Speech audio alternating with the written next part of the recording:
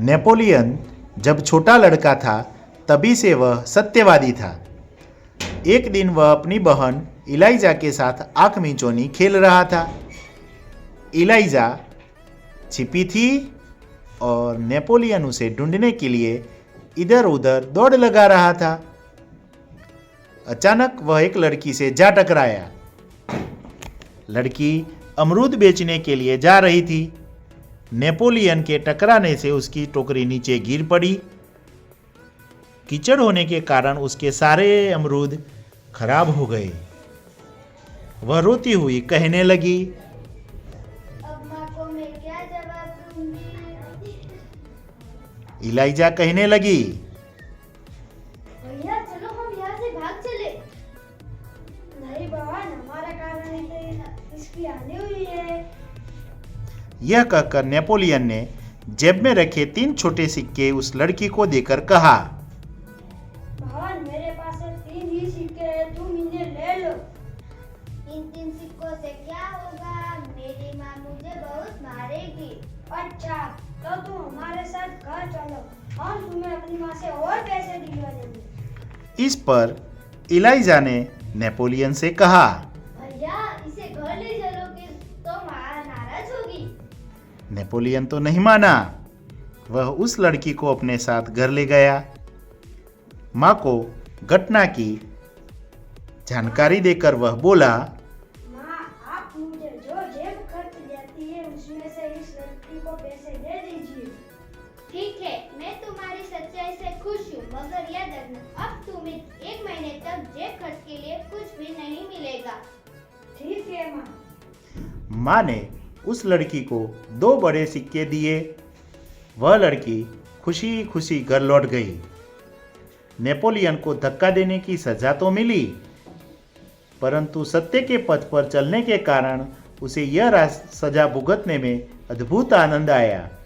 वास्तव में नेपोलियन सच्चाई के पथ पर चलने वाला इंसान था। बचपन से ही उसे खुद पर दृढ़ विश्वास और दृढ़ इच्छा शक्ति थी। ऐसा था नेपोलियन।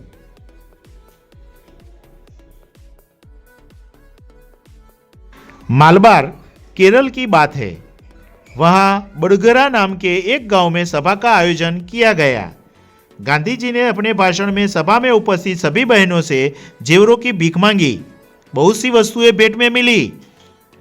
अपना भाषण समाप्त करके गांधी जी उनको नीलाम करने लगे।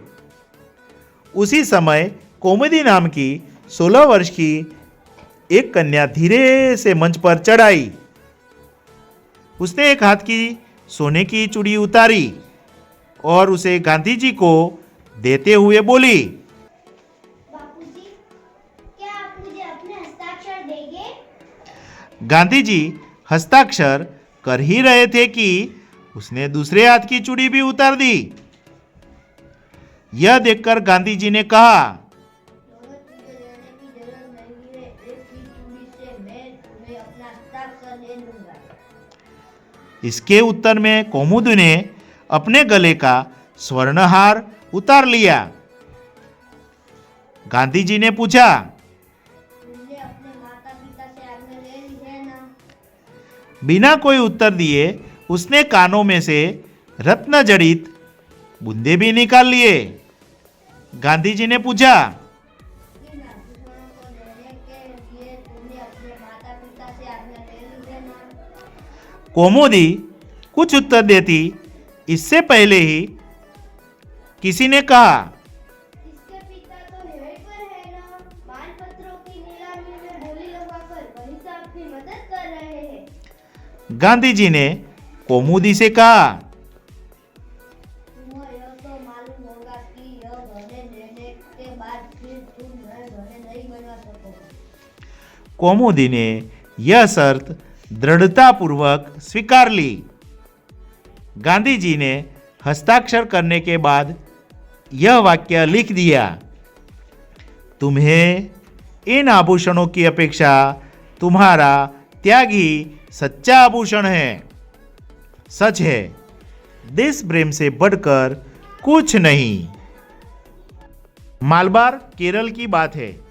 वहाँ बड़गरा नाम के एक गांव में सभा का आयोजन किया गया।